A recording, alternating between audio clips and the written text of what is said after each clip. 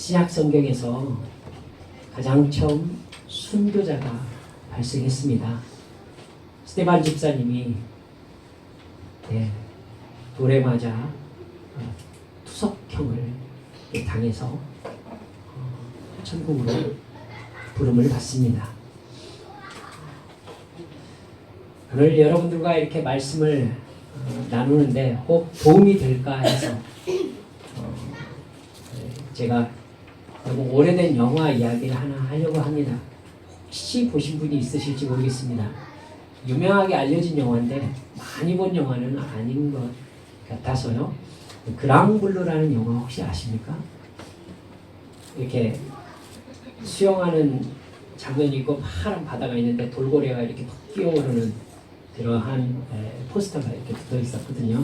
조금 오래된 영화입니다. 레옹 나오고 릭배송 감독이 만든 영화입니다. 제가 말씀드릴게요. 자크하고 엔조가 주인공입니다. 네, 바닷가 어부 마을에 이렇게 친구로 지내요. 근데 자크의 아버지가 잠수부입니다. 잠수부예요. 그런데 좀 바닷속에 들어가가지고 작업을 하는 거라서 너무 위험한 거예요. 그래서 생명의 위협이 늘 있으니까 그 스트레스를 견디지 못하고 자크의 엄마가 어린 자크를 놔두고 일찍 집을 나갔습니다. 그래서 아버지하고 같이 지내는데 아니나 다를까 자크하고 같이 잠수 중에 자크의 아버지가 잠수 사고를 당합니다. 그래서 자크의 눈앞에서 숨을 거둡니다. 부모가 없어졌죠. 그럼 자크는. 그래서 엔조와 친구로 지내면서 부모가 없으니까 돌고래하고 같이 바다에서 지냅니다. 자크는 되게 바다를 좋아합니다. 아버지를 바다에서 잃었기 때문에 바다를 참 싫어할 법도 한데 오히려 아버지가 바다에서 죽으셨다는 생각 때문에 오히려 더 바다를 이렇게 좋아한 것 같아요. 그래서 바다 깊숙이 잠수해서 이 돌고래하고 같이 노는 것을 되게 좋아합니다. 한편 엔조는요, 그 엄마의 엄격한 교육을 받으면서 이렇게 자라는 아이예요. 네, 승부욕이 되게 강합니다. 승부욕이 되게 강해요. 그래서 이제 성인이 돼서 22세가 된 다음에요, 엔조가 프리다이빙 세계 챔피언이 됩니다. 프리다이빙이 뭐냐면요, 몸에 이렇게 추를 매달고, 그러니까 추를 매달고 바다 가장 깊이 잠수해서 맨몸으로요, 가장 깊이 잠수한 잠수 깊이를 겨루는 그런 종목입니다. 그러니까 세계에서 가장 바닷속 깊이 들어간 사람이 되는 것이죠. 엔조는요, 세계 챔피언이 되었는데 자기가 사실 자크를 이기지 못하면 세계 제일이 아니라는 걸 알고 있어요. 여러분 혹시 모차르트하고 살리에리 아시죠? 모차르트는 거의 타고난 천재잖아요. 근데 살리에리는 만들어진 이 음악가란 말이죠. 근데 살리에리가 모차르트를 바라보면서 늘 열등감을 느끼잖아요. 왜냐하면 자기가 정말 애써가지고 곡을 써가지고 이렇게 보여주면은 모차르트는 그 자리에서 쓴 곡으로 살리에리의 곡을 아무것도 아니게 만들어버리는 천재인 거죠. 이제 엔조하고 자크 관계가 꼭 그런 비슷한 느낌인 겁니다. 자크는 바다가 좋아가지고 깊이 잠수하는 걸 원래부터 즐기는 거예요. 근데 엔조는 챔피언이 되기 위해서 노력을 해가지고 바다 밑으로 들어가는 거고요. 엔조가 세계 챔피언이 돼가지고 자크를 수소문해서 찾아요. 근데 자크가 바다 연구원이 돼가지고 아직도 그냥 순진하게 세상 모른 채 돌고래하고 바다 깊이 들어가는 걸 즐기는 일을 그냥 하고 있는 거죠. 그를 찾아와요.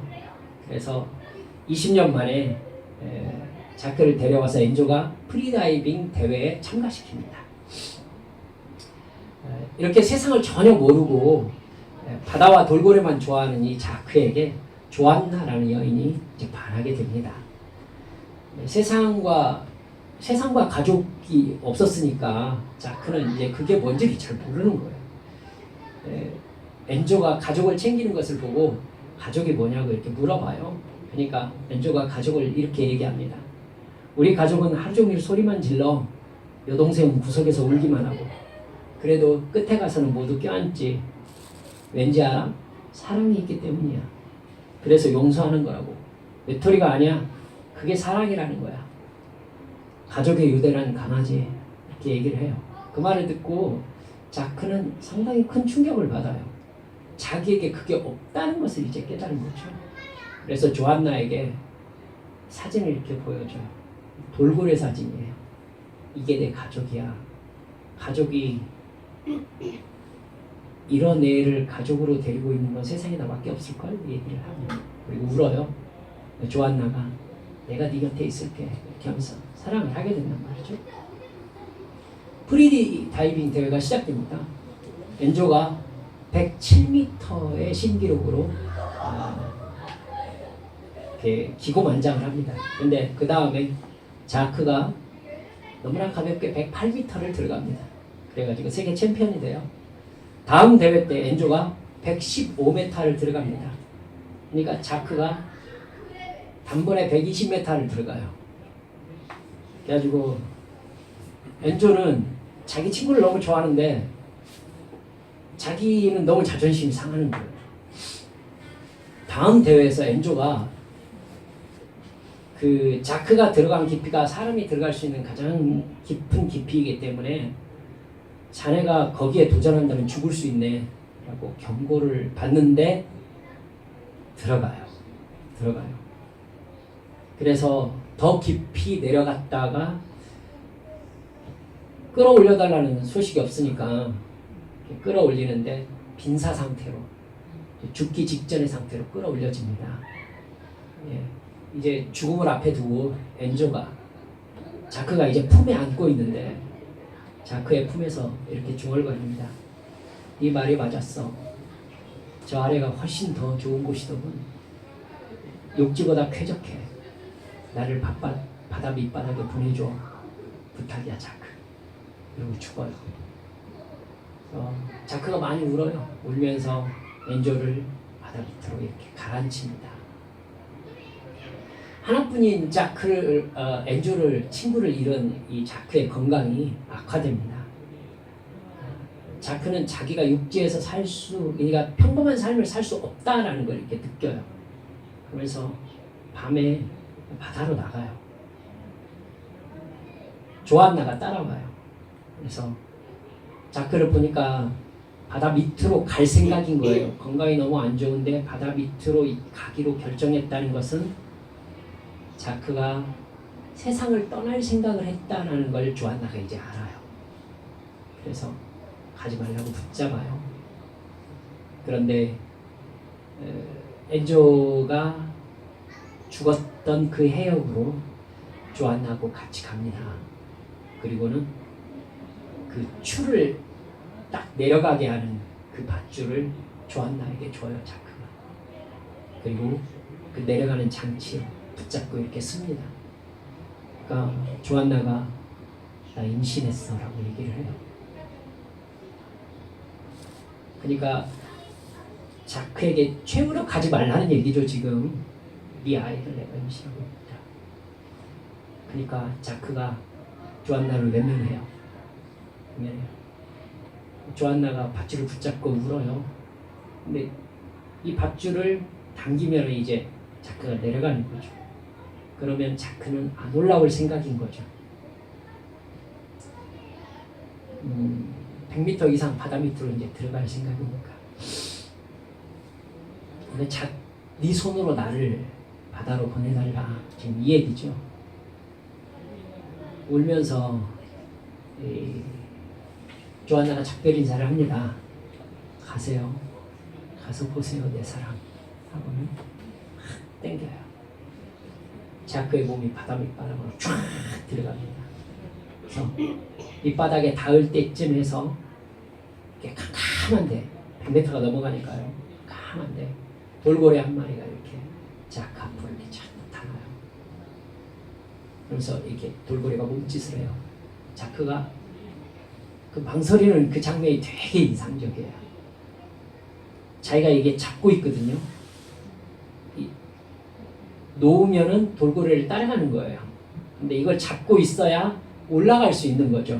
올라갈 수 있는 거죠.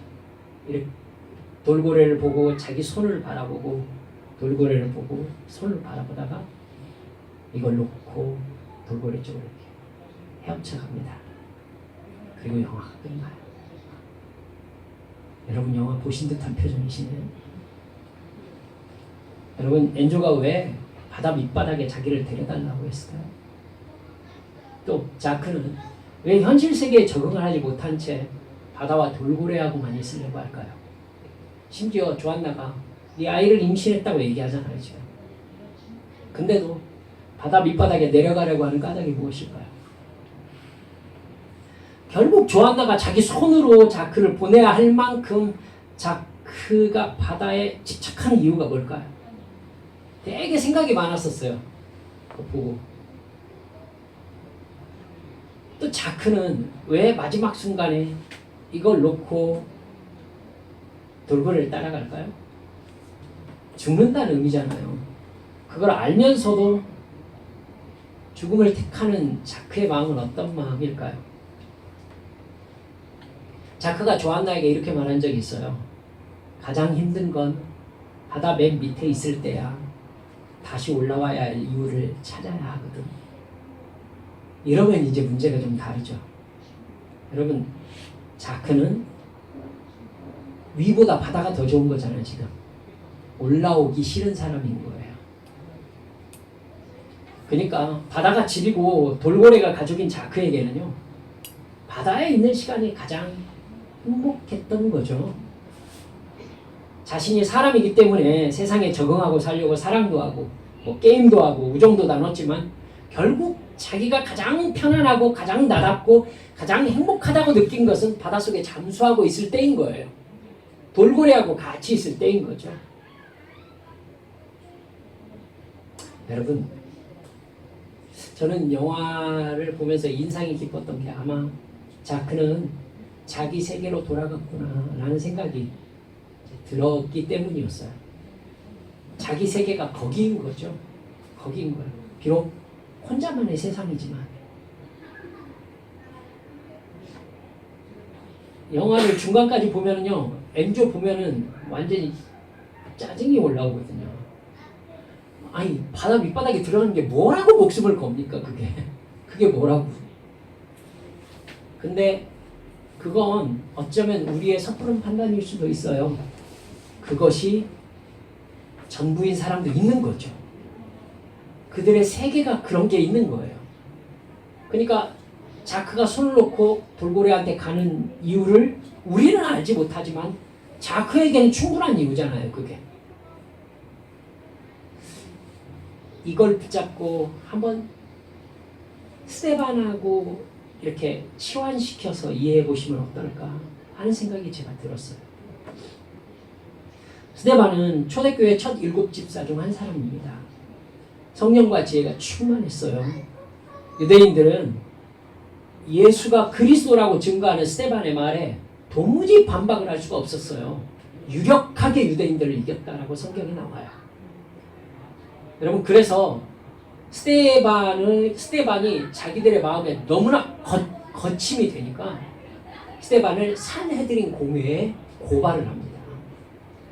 뭐라고 고발을 하느냐면은 스데반이 모세와 하나님을 모욕했다. 즉 율법과 성전을 모독했다라는 죄목을 가지고서 산헤드린 공회에 이렇게 고발을 한 겁니다. 여러분, 지금 죄목이 무엇입니까? 신성모독죄인 거예요. 율법과 성전을 모독한 것은 하나님을 모독한 거잖아요. 신성모독죄예요. 신성모독죄로 처형당한 사람이 있었습니다. 누구? 예수님이에요. 예수님이에요. 원래 신성모독죄는 유대인 안에서 투석형으로 형을 집행합니다. 그런데 예수님은 그렇게 집행하기에는 다른 사람이 너무나 많았던 거죠. 그래서 유대교 당국자들이 투석형으로 집행하지 못하고 로마 반역자의 죄를 씌워가지고 사용시켰던 것이 예수님을 죽였던 죄목이었습니다. 역시 본질적으로는 신성모독죄였죠. 여러분, 이 상황을 스데반은 알고 있겠죠. 7장 처음에 보면요, 대제사장이 이렇게 묻습니다. 이게 사실이냐? 스데반은 율법과 성전에 대해서 자기가 어떻게 생각하는지를 정확하게 말하기 시작합니다. 그게 여러분 사도행전 7장 쭉 내용이에요.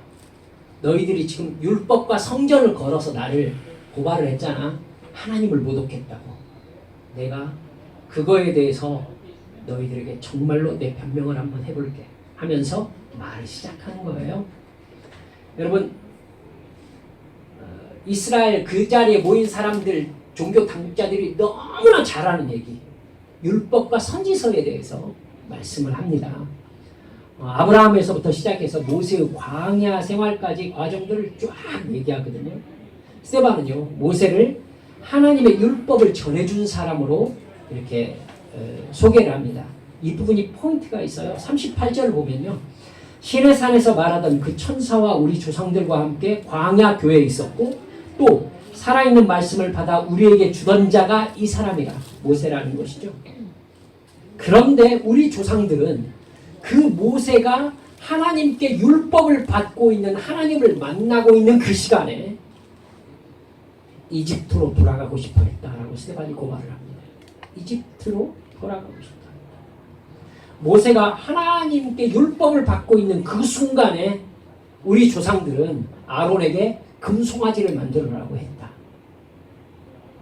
하나님의 인도하심을 받고 있는 그 시간조차 우리 조상들은 우상을 숭배하는 죄악을 짓고 있었다는 것입니다.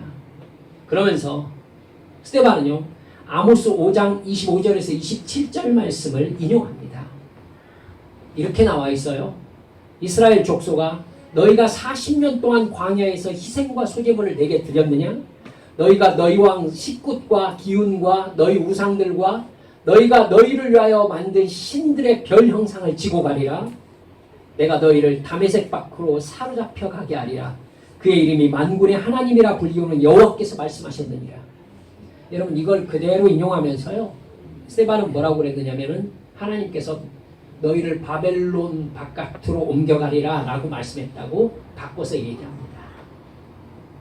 여러분, 스데반이 지금 뭐라고 얘기하고 있는 거냐면, 너희들이 내가 율법을 모독했다며, 그런데 너희 선조들, 우리 선조들, 율법을 받은 그 선조들조차 사실은 율법을 모욕하던 사람들이에요. 율법을 받은 선민이라면서 조상 때부터 지금까지 우리들은 율법을 듣기만 할 뿐 지킨 적이 없었다라고 명백하게 얘기하는 거예요. 율법을 가졌다는 너희들의 행실을 보아라. 그러면서 거기에서 느닷없이 스데반이 예수 그리스도 얘기를 끄집어내요. 일관되게 율법을 불순종할 뿐만 아니라 하나님의 말씀을 전하는 선지자들을 우리 조상들은 일관되게 박해했었다는 것이죠. 우리와 우리 조상들이 박해하지 아니한 선지자가 누구였냐는 것이죠. 틀린 말이 하나도 없어요. 대선지자 이사야가 어떻게 죽었다고 했죠? 톱으로 썰려서 죽었다고 했잖아요. 누가 썰었어요? 유대인들이 썰었어요. 유대인들이. 박해하지 아니한 선지자가 누구냐? 이름을 대봐라. 스데반이 대놓고 얘기를 하는 겁니다. 이러고도 너희들이 율법을 받았음으로 말미암아 하나님의 백성이라고? 정말 그러하냐?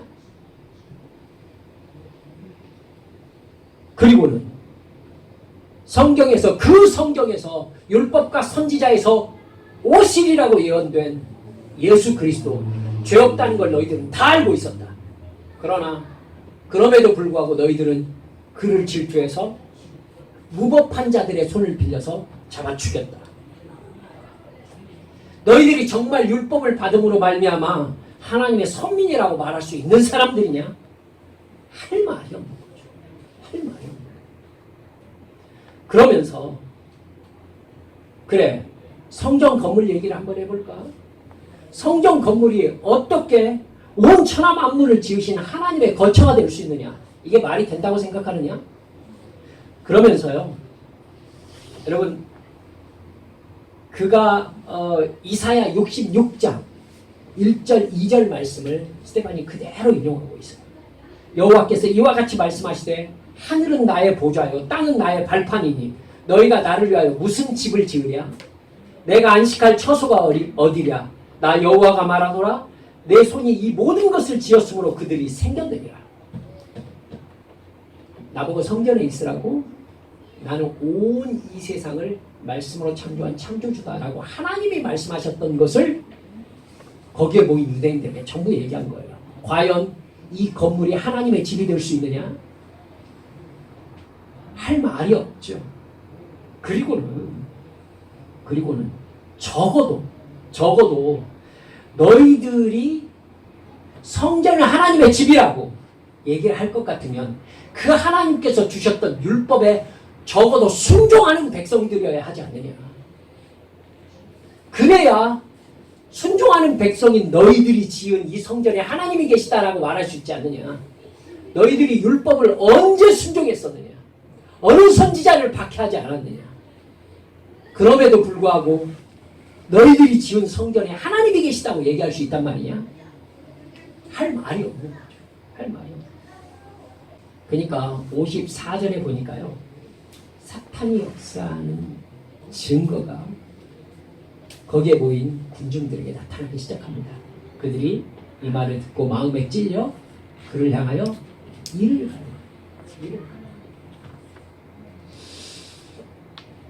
여러분, 저는요 이 스데반의 모습을 보면요 솔직히 얘기해서 마음이 많이 답답합니다. 많이 답답합니다. 맨 처음에는 제가 되게 많이 여러분 성경 말씀 많이 듣잖아요. 그렇기 때문에 되게 감동되고 야 어떻게 이럴 수가 있을까 막 이런 생각이 들었는데 조금 철이 드니까 스데반 바라보면서 이제 막 마음이 답답해요. 여러분 지금 산헤드린 공회예요. 종교 재판으로서는 가장 최고위 종교 재판입니다. 고발 제목이 예수님을 고발한 것과 똑같은 신성모독입니다. 여러분 가뜩이나 지금 무슨 시대입니까? 무슨 상황이에요? 여러분 이때 상황이 어땠는지 여러분 생각해 내셔야 돼요. 유대인 당국자들이 신경이 최고로 예민할 때였어요. 왜요? 예수님이 다시 살아나셨다는 소식을 듣고 이 사람들이 굉장히 당황했어요. 정말 무덤이 비어 있었어요. 무덤이 비어 있었다. 그리고 살아있는 예수의 모습을 보았다는 사람들이 급격히 늘어났어요. 예수님이 살아나신 다음에 며칠 동안 땅에 있었어요? 40일 동안이나 있었어요. 그리고 사람들을 만나셨어요. 만나셨다고요.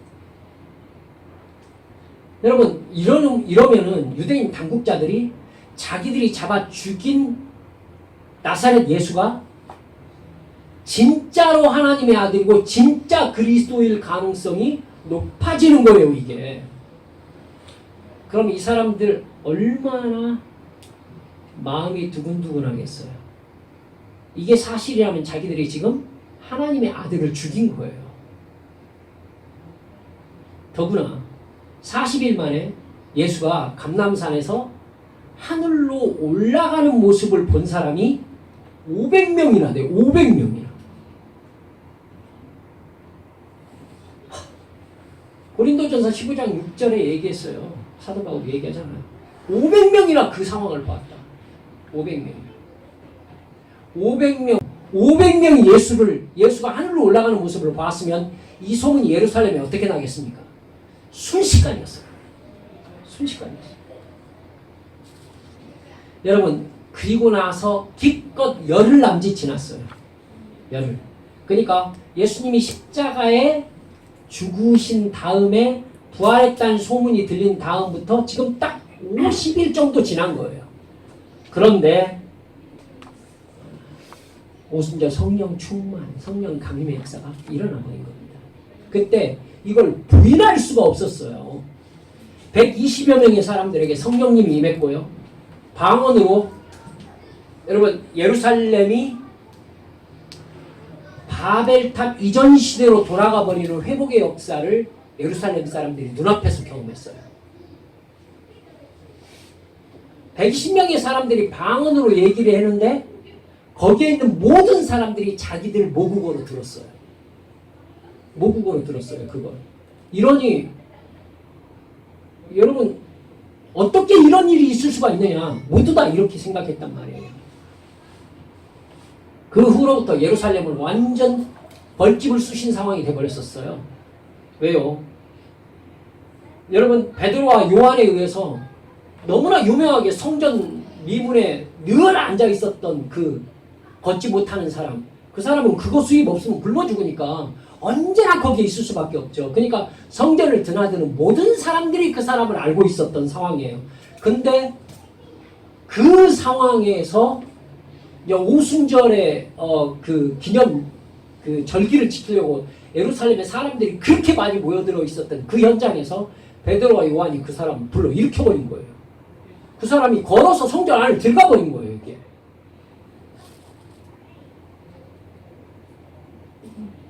이거 어떻게 해요? 그리고는 너희들이 못 박아 죽인 나사렛 예수의 이름으로 이 일이 일어났다라고 베드로가 설교를 했네. 근데 그 설교 말씀을 듣고 3,000명이 회개를 해버렸네. 이거 어떡하죠? 그 뒤로는요 5,000명씩 회개했어요.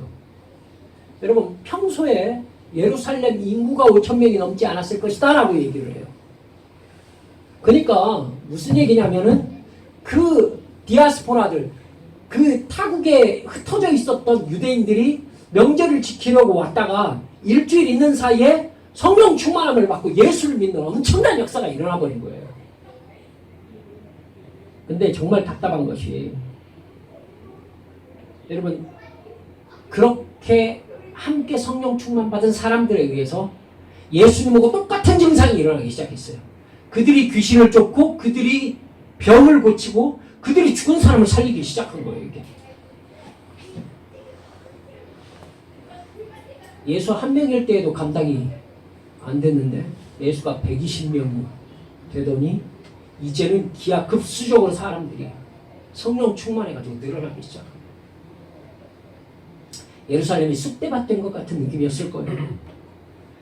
여러분 제사장들과 바리새인들과 서기관들은요 어떻게 해서든 이 상황을 장악하고 종교적인 주도권을 자기들이 쥐었다는 느낌을 회복해야 했었어요. 지금 안 그러면 유대교가 지금 망할 참이었다고요. 예수가 그리스도라고 사람들이 완전히 믿기 시작했다는 것은요 자기들이 그리스도를 로마의 처형 방식으로 가장 잔인한 처형 방식으로 사형시켰다라는 말이 되기 때문에 이건 성경에 대해서 가장 잘하는 박사들이 성경에 대해서 가장 무식했다라는 걸 드러내는 일이 되지 않습니까? 종교적 고뇌가 땅바닥에 떨어질 참이었죠. 여러분 그래서 사도행전 5장 17절부터 보면요 베드로와 사도들 모두를 다 잡아다 가두었어요. 다 잡아다 가두었다고요. 이단이라고 충분히 잡아다 가둘 수 있죠. 근데 무슨 일이 벌어졌는지 기억하고 계시죠? 천사가 옥문을 열고 다 나가게 했습니다. 옥문을 열고 다음날 아침에 무슨 일이 벌어졌습니까? 그들을 공회에 불러와라 했는데 감옥 안에 아무도 없었어요. 근데 문은 잠겨 있었고요. 그 바깥에 있는 파수꾼들이 든든하게 옥문을 지키고 있었어요. 사람만 없어진 거예요. 이게 가능해요? 사람은 물질이에요, 여러분. 이게 육체라고. 터미네이터처럼 이렇게 쓱 통과할 수 있는 게 아니에요. 근데 모두들 그 장소에서 사라져 있는 거예요. 근데 그 사람들이 성전에서 말씀을 가르치고 있는 거예요. 그 시간에. 이 정도 되면 이게 무서운 거 아니에요? 옥을 지키고 있는 사람들이 안에 있는 사람이 없어졌다는 걸 모르고 있어요. 근데 사람들이 없어졌어요. 성경에서만 천사들이 그들을 내보냈다라고만 얘기를 해요. 물질이 아닌 상태가 된 거예요, 지금.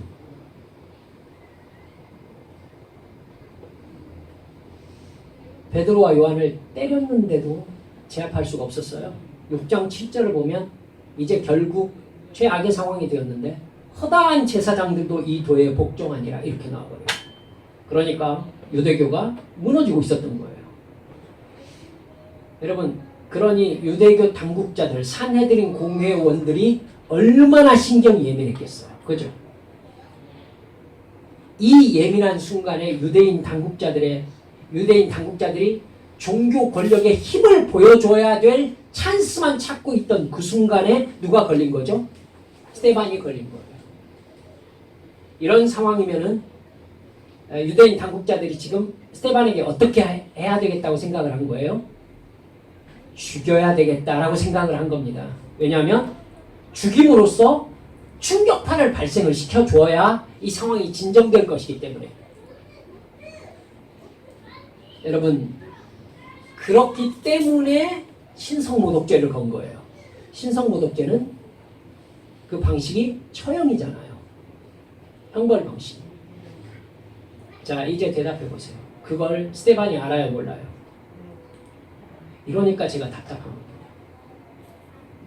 알아요, 지금. 알아요. 여러분, 로마도요, 종교법에 의해서 처형이 실시되면 굳이 간섭하려고 하지 않았었어요. 예수님은 산헤드린 공회에서 고발이 로마로 들어왔기 때문에 빌라도가 끼어들었을 뿐이지, 산헤드린 공회에서 돌로 치려고 했던 적이 있었어요. 예수님을 군중들이 돌로 치려고 했지만은 예수님이 빠져나갔던 적도 있으셨고요. 군중들이 무서워서 돌로 치지 못하였다라고도 몇 번 나오잖아요. 하지만 스데반은 돌로 투석형을 집행하는 것이 지금 어려운 상황이 아니에요. 그러면 스데반은 이 산헤드린 공회에서 어떻게 해야 돼요?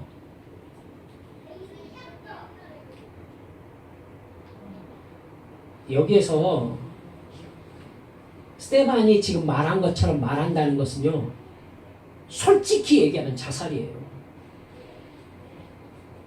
자, 그가 손을 놓는 거라고. 손을 놓는 겁니다. 죽음을 향해서 그냥 걸어가 버리는 거예요. 저는 스데반이 그래야 할 필요가 있었느냐 라는 마음인 겁니다. 그러니까 누구 마음인 거냐면은, 제 마음은요, 나 임신했어, 이 조한나의 마음인 거예요. 꼭 그렇게 가야 되느냐는 거죠. 너의 아이도 내가 가지고 있는데 너 왜 나를 떠나서 그 바다 밑바닥에 들어가서 죽으려고 하느냐는 거예요, 지금. 스데반이 꼭 그렇게 해서 죽어야 하나님께 영광이냐는 거죠, 저는. 안 놓으면 안 돼요? 아니, 좀 거기에서 적절하게 얘기해서, 지금 예수 믿는 사람들은 엄청나게 많아졌잖아요. 그러니까 군중의 힘을 조금 빌려서라도 생명을 유지하는 것이 나쁜 일이에요? 예수를 부인하라는 게 아니잖아요.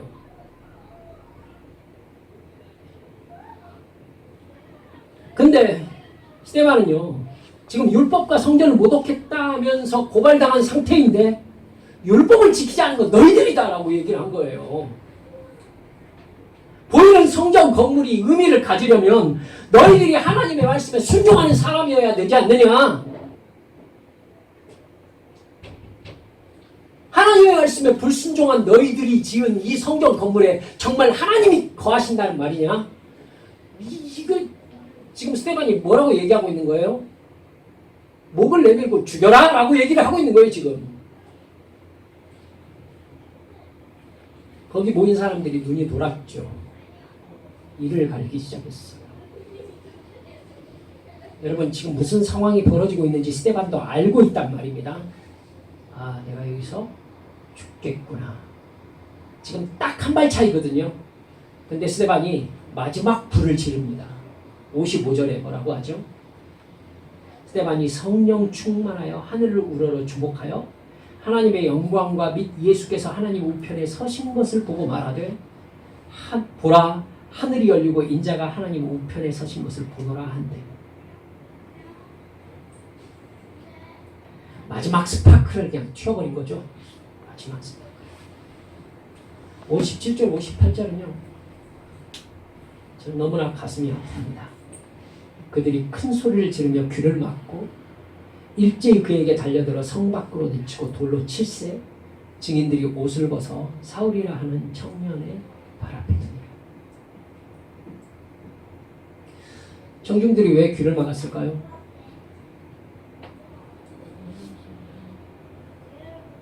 여러분 이상하다는 생각 안 들어요? 귀를 막을 필요가 있나요? 소리를 왜 지르죠?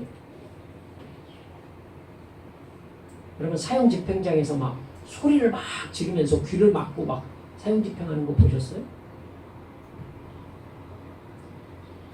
안에 귀신이 들어가 있는 사람들이 나타내는 증상입니다. 저는 여러 번 봤습니다. 말씀이 제대로 선포되는 현장에서요. 귀신 들려 있는 사람은 갑자기 소리를 막 지릅니다. 그리고 제가 보니까 진짜 귀를 막더라고요. 귀를 막고 소리를 막 질러요. 그리고 눈 흰자에밖에 안 보여요. 눈이 돌아가가지고. 그러니까 하나님의 사람을 볼 수 있는 눈을 막고요. 하나님의 말씀이 들어올 수 있는 루트 귀를 막고요. 왜요? 믿음은 들음으로부터 나니까. 그리고 말씀이 들어와 버리면은 귀신의 의지와 그 사람의 의지가 분리되니까. 하나님의 말씀은 그를 온전하게 하거든요.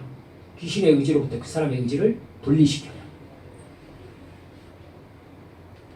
여러분 귀를 막아도 소리가 들리죠? 그러니까 어떻게 해요? 소리를 지르는 거죠. 여러분 딱 그 증상이 군중들에게 여러분 단체적으로 나타난 거예요. 지금.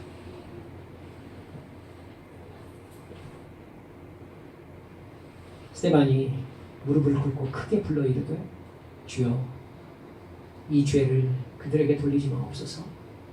이 말을 하고 자니라. 왜 죽으니라고 하지 않았을까요? 잔 사람은 반드시 일어나요. 잔 사람은 반드시 일어나요. 잔 사람은 반드시 잠을 깨요. 스데반은 우리가 생각하는 죽음이 아니다라고 얘기를 하고 싶은 거예요. 여러분 혹시 우리들이 스데반 옆에 서 있었다면 뭐라고 하셨을까요? 제가 예루살렘 교회 목사라면 스데반이 사내들인 공회에 붙잡혀 있는 그 신문 상황에 제가 옆에 있었다면 스데반에게 뭐라고 할까요? 뭐라고 할까요? 안중근 엄마처럼 예수를 증거하고 죽어라! 이렇게 얘기할까요, 제가? 전 못할 것 같아요. 저는 야고보에 제가 야고보였다면 틀림없이 스데반 집사에게 아무 소리 말고 가만히 있어 그냥. 제가 이랬을 거예요. 틀림없어요. 아무 소리 하지 말고 예수 부인하지만 말고 그냥 가만히 있어. 가만히 있어. 뭐라고 하지 마. 근데 니들이 율법을 안 지켰잖아. 그런 너희들이 세운 성전이 하나님의 집이라고? 나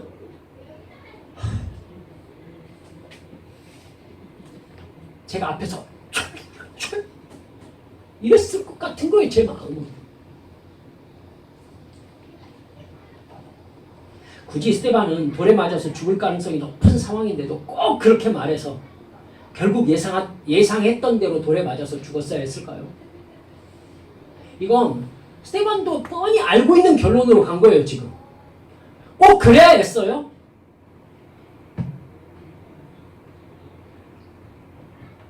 거기에 있는 사람들 모두 다 알고 있었고 이 결론을 알고 있었고 스데반 자신도 알고 있었어요. 그래서 제가 자크 얘기를 한 거예요. 이걸 놓으면 어떻게 된다는 걸 자크도 알고 있었다고요. 어쩌면 스데반은 자기가 가야 할 곳, 자기 집, 자기가 있어야 할 곳, 자기가 가장 편안하고 행복한 곳, 가장 나다운 곳, 그곳을 선택한 게 아닐까 하는 생각이 제 마음속 너무 깊이 들더라고요. 제가 스테반 옆에 서 있었으면 틀림없이 스테반 집사님 나한테 이랬을 거예요.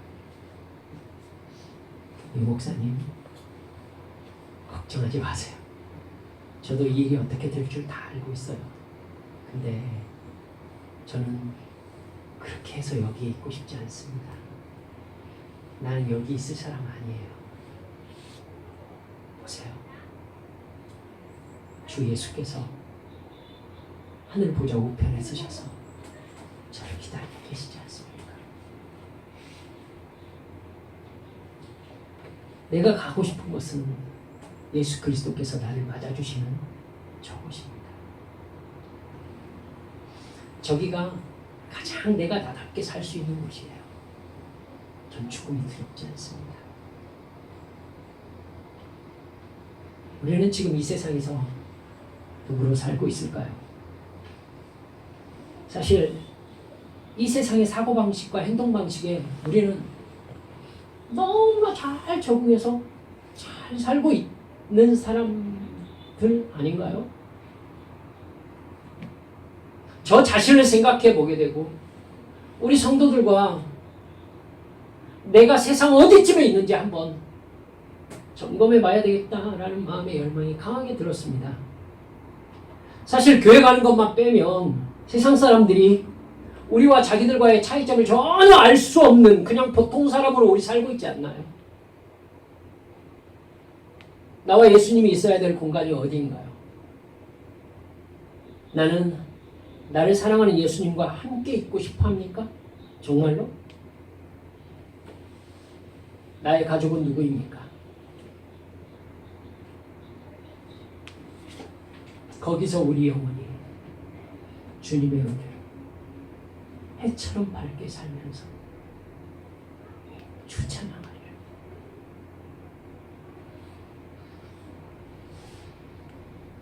우리는 예수님하고 정말 함께 있고 싶어하는 사람들일까요? 정말 나는 저 멀리 배는 나의 시온성을 가고 싶어하면서 사모하며 기다리는 사람들일까요? 사람들이 나는 여기에 속한 사람이 아니라는 것을 점점 더 알아가야 당연한 거 아닐까요?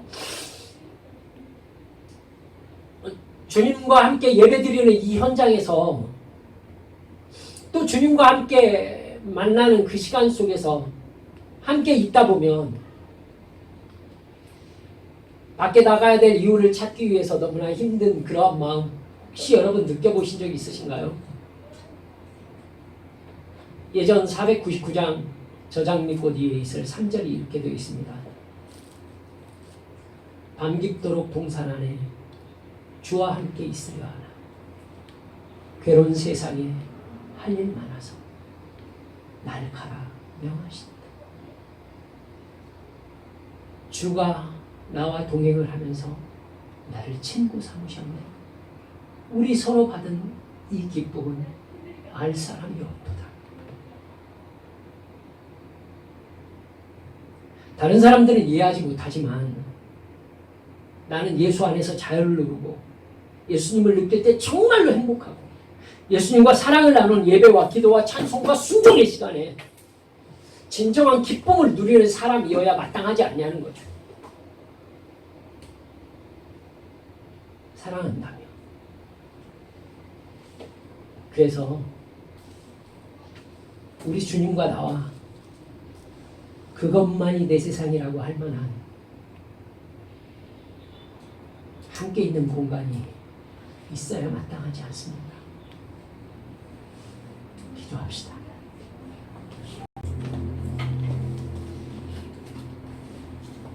여러분, 나는 어디에 속한 사람일까요?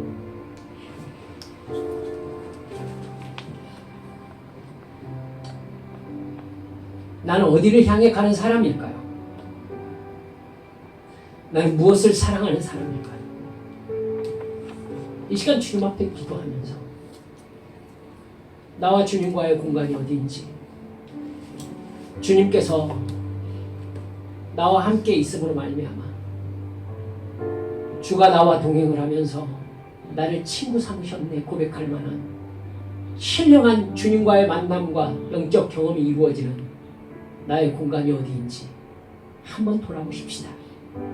그리고 세상 사람들이 나를 바라보면서 왠지 저러면 안 될 것 같은데 라는 불안감으로 나를 바라보는, 근데 나는 그들에게 나는 여기 속한 사람이 아니라서 그래, 걱정하지 마, 난 두렵지 않다, 이렇게 얘기할 수 있는 나의 정체성이 자리를 잡아가고 있습니까? 주여, 당신을 진정 사랑하는 사랑의 증거들이 내 삶에서 날이 갈수록 더 늘어나도록 당신과 함께 있는 그 거룩한 공간으로 나를 인도하여 주소서. 하나님 앞에 함께 통성으로 기도하시겠습니다. 기도합니다.